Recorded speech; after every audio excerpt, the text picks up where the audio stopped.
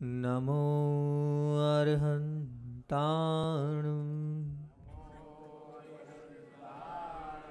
नमो सिद्धाणं नमो आयर्याणं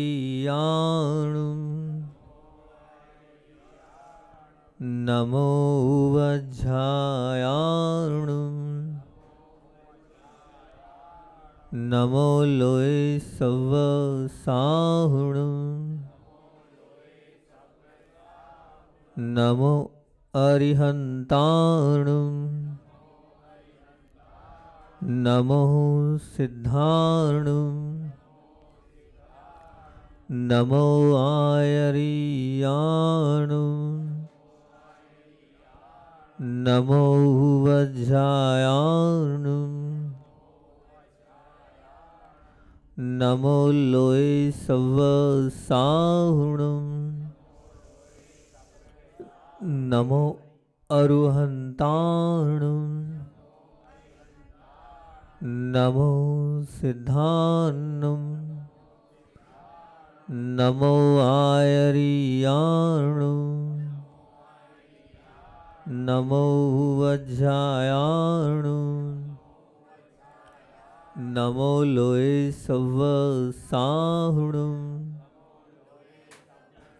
बोलिए देवादिदेव 1008 मूल नायक श्री नेमिनाथ भगवान की। परोपकारी आचार्य भगवंत विद्यासागर जी महामुनि राज की।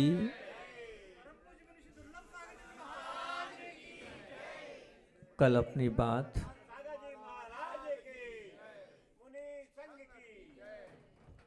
बात अधूरी थी। कल आप लोगों से चर्चा कर रहा था मैं कि यहाँ आया तो यहाँ आने के बाद क्या अनुभव हुआ, क्या पाया और क्या देखा यहाँ आने के बाद। तो कल मैंने तीर्थंकर लेणी की वो जो बात जो अंतरंग से चिंतन में आई थी वो आपके समक्ष रखी थी और कहा था इसकी डिटेलिंग अपन इसको व्याख्यायित कल करेंगे। तो आज थोड़ा बहुत कर लेते हैं। तीर्थंकर लेणी का ती कह रहा है। तीर्थंकर का ती क्या कह रहा है? 3 लोक की संपदा मिलती है यहाँ के प्राचीन अतिशयकारी भगवानों के दर्शन से। ती कह रहा है 3 लोक की संपदा मिलती है यहाँ के प्राचीन अतिशयकारी भगवानों के दर्शन से। और थ क्या कह रहा है? थमते हैं भाव यहाँ के प्राचीन अतिशयकारी भगवानों के दर्शन से। थमते हैं भाव यहाँ के प्राचीन अतिशयकारी भगवानों के दर्शन से। का कहता है कषायों का समन होता है यहाँ के प्राचीन अतिशयकारी भगवानों के दर्शन से।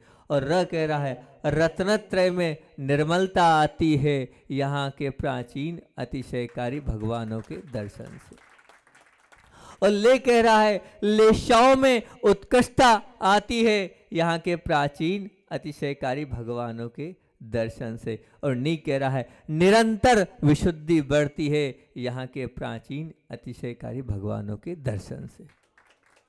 ये जो भाव थे ये आपके सामने रखे। हमारी संपदा क्या? धन दौलत को हमने स्वीकारा है कि हमारी संपदा क्या है? धन दौलत है। आप धन दौलत को स्वीकारते हो।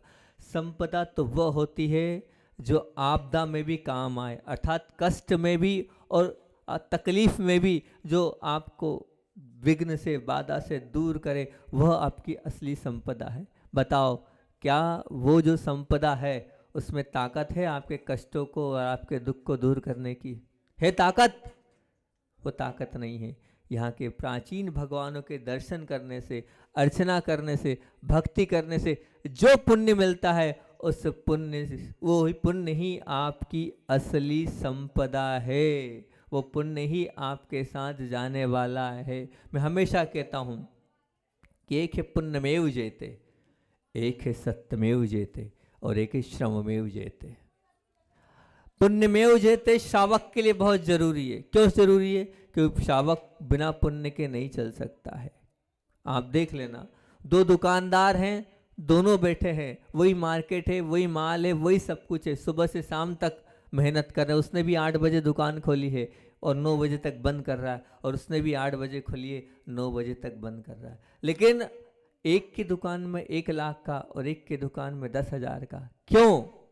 तो वहाँ पुण्यमेव जयते, उस व्यक्ति का पुण्य है, इसीलिए वो आगे बढ़ता जा रहा है। वो 1 लाख की सेलिंग कर रहा है और वो 10,000 की सेलिंग कर रहा है, 10 गुने का सीधा सीधा अंतर है। तो पुण्यमेव जयते। अगर धर्म के मार्ग में आपको आगे बढ़ना है तो सत्यमेव जयते, वहाँ सत्य की परीक्षा है, वहाँ सत्य के साथ आप चलोगे तभी आप आगे बढ़ पाओगे। और अगर मान लो साधना के क्षेत्र में आगे बढ़ना है तो श्रममेव जयते, वहाँ पुण्य कोई काम नहीं आएगा। श्रममेव जयते मतलब आपको धूप में जाना पड़ेगा, आपको ठंड में जाना पड़ेगा, आपको उपवास करना पड़ेगा, आपको तपस्या करनी पड़ेगी, आपको उपसर्गों को सहन करना पड़ेगा, तब कहीं जाकर आप साधना के क्षेत्र में जय कर पाओगे। तो साधना के क्षेत्र में पुरुषार्थ चाहिए, लेकिन ध्यान रखना जो श्रावक है, जो गृहस्थ है, उसके लिए पुरुषार्थ से ज़्यादा पुण्य की आवश्यकता है, और वो पुण्य मिलेगा ऐसे प्राचीन अतिशयकारी भगवानों के दर्शन से, भक्ति से। जो साथ ही ना जाए वो संपदा किस काम की, वो तो आपदा ही कहलाएगी। हम तो कहेंगे वो आपदा है, साथ जाएगी, बताओ वो संपदा आपके साथ जाएगी? जाएगी? जो कमाई है आपने जाएगी? बता तो दो, जाएगी क्या? एक सज्जन थे, याद आ गया, बताता हूँ। वो बहुत धनी, धन से बहुत संपन्न थे। अब कोई आगे पीछे नहीं था, लेकिन बहुत कंजूस थे। आखिरी में कुछ समय बचा था, और जब कुछ समय बचा था उसके बाद भी वो दान नहीं कर रहे थे। जब वो दान नहीं कर रहे थे तो किसी का भाव हुआ कि इनको मोटिवेशन दे और दान के लिए पहुँचे। वो बड़े उससे पहुँचे, और पहुँचने के बाद उन्होंने जो कहा उनसे, बोले अब आपका तो अंतिम समय चल रहा है। बोले हाँ अंतिम समय चल रहा है। बोले मेरी एक भावना है। हाँ क्या भावना है? बोले कुछ सामान दे रहा हूँ, मेरे पिताजी लगभग 3 साल पहले उनका देहांत हो गया था, आप साथ ले जाना, आप ऊपर तो जाओगे, उनके ये सामान उनको दे देना। तो वो बोलते हैं ऐसा थोड़ी होता है, कुछ साथ थोड़ी ले जाएंगे। तो जब साथ नहीं ले जाओगे तो फिर आप भी दान कर जाओ, जब साथ जाना ही नहीं है तो दान कर जाओ। ध्यान रखना बंधुओं, साथ तो वो जाएगा जो आपका वास्तविक जीवन है, वो असली जीवन है। और असली जीवन वही है जो यहाँ पर आके आपने आज शांति धारा के समय विशुद्धि पूर्वक शांति धारा देखी, शांति धारा करी, वो वास्तविक जीवन है और वो वास्तविक संपदा है, वही आपके साथ जाएगी। बाहरी संपदा तो नहीं जाने वाली। बिल्कुल ध्यान रखना, इन प्राचीन और अतिशयकारी भगवानों के दर्शन से जो अंतरंग में अल्लाहद उत्पन्न होता है वही असली संपदा है। बाहरी संपदा वैभव मिल सकता है, उससे आपको बहुत वैभव मिल सकता है, लेकिन दर्शन करने से वो आत्म वैभव का रसपान होता है। वो आत्म वैभव का रसपान तभी होगा जब हम ऐसे भगवानों के दर्शन करेंगे। आज जो संपदा है वो संपदा किस कारण से है? सोचो, आप विचार करो आपकी वो क्यों है, मेरे पास है और दूसरे के पास नहीं है। उसका एक ही और महत्वपूर्ण कारण है, वो आपने पूर्व में पुण्य किया था, वो आपने पूर्व में ऐसे भगवानों की भक्ति करी थी, आपने ऐसा समर्पण किया था, उस समर्पण के पास के कारण आपके पास है और दूसरे के पास नहीं है। उस अर्पण से ही आज आपका ये प्रदर्शन चारों ओर हो रहा है। उस अर्पण के भाव से ही आज आपका प्रदर्शन चारों ओर हो रहा है। इस प्रदर्शन को अगर बनाए रखना है तो अर्पण के भाव को जीवन के प्रत्येक क्षण में समाहित करते रहना। अगर इस प्रदर्शन को आप चाहते हो कि ये बना रहे, अगर आप बना रखना चाहते हो तो जीवन के प्रत्येक क्षण में आपको उस प्रदर्शन को, उस अर्पण को अपने जीवन में हमेशा समर्पित भाव से रखोगे, तभी आप अपने जीवन में आगे बढ़ते चले जाओगे। तो 3 लोक की संपदा मिलती है यहाँ के प्राचीन अतिशयकारी भगवानों के दर्शन से। थमते हैं भाव यहाँ के प्राचीन अतिशयकारी भगवानों के दर्शन से। देखना आप, जाना, वहाँ जानने के बाद ऐसा लगता है सब कुछ शांत हो जाता है, थम जाते हैं वहाँ जाने के बाद। वहाँ जाने के बाद एक आदर भाव आ जाता है। ऐसे भगवानों को देखने के बाद निश्चित संसार में पापों के अपने आप थमने की एक बारी चालू हो जाती है। ऐसे भाव होते हैं। क्यों होते हैं? तो उसका कारण यही है कि उनके पास जो नहीं है, क्या नहीं है, उनके पास कषाएं नहीं है, तो उनको देखकर निश्चित तौर से हमारी भी कषाएं समन हो जाती, क्योंकि जो जिसके पास होता है वही प्रदान करता है। आचार्य भगवान इष्टोपदेश में बहुत अच्छी बात बोलती। उन्होंने क्या बोला? उन्होंने ये बोला, अज्ञानोपाश्रस ज्ञानम ज्ञानम ज्ञानी समाशया ददातु यत्तु यस्यास्ति सुप्रसिद्धम मिदम बचा। मतलब क्या, आप अज्ञानी के पास जाओगे तो अज्ञान मिलेगा, आप ज्ञानी के पास जाओगे तो ज्ञान मिलेगा। जो जिसके पास होता है वही वो प्रदान करता है, ये प्रसिद्ध वचन है। अगर हम भगवान के पास जाएंगे तो भगवान जिस प्रकार के हैं उस प्रकार से हमारे अंदर भी वो परिणाम और वो सब कुछ आते चले जाएगा। भावों का थमना एक बहुत बड़ा अतिशय है।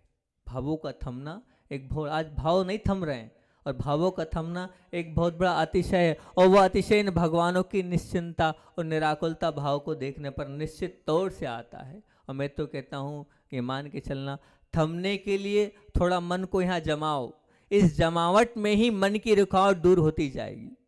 थमने के लिए ही थोड़ा मन को यहाँ जमाओ, इस जमावट में ही मन की रुकावटें अपने आप दूर होती चली जाएगी। क्योंकि जब वो पतंग उड़ती है तो आसमान में क्या हो जाता है, थम जाता है। वो जो आसमान में थम जाती है, उस आसमान में हवा के सहारे ऊंचाइयों में प्राप्त होकर वह थम जाती है। उसी प्रकार वो जो पतंग हमें एक संदेश दे रही है, क्या दे रही है कि भगवान भी क्या है, आकाश है। जैसे पतंग उड़ी, पतंग पूरे आकाश में उड़ रही है, तो भगवान भी क्या है, आकाश है। सबको मौका दे रहे हैं, सब थम जाओ उनके दरबार में, उनकी भक्ति में जाकर। उस भक्ति रूपी हवा में अगर आपने उस भक्ति रूपी हवा के सहारे अपने आप को थाम लिया तो निश्चित तौर से मानना आपका जीवन भी थम जाएगा। और 10:05 हो गई है और महाराज जी का आहार का समय हो रहा है। आत्मोपलब्धि शीशोक के सिद्धि चिंता हम अड़िम चिंतित वसदान तम वांद लेट नहीं होता वंदमान ममास्तु देव।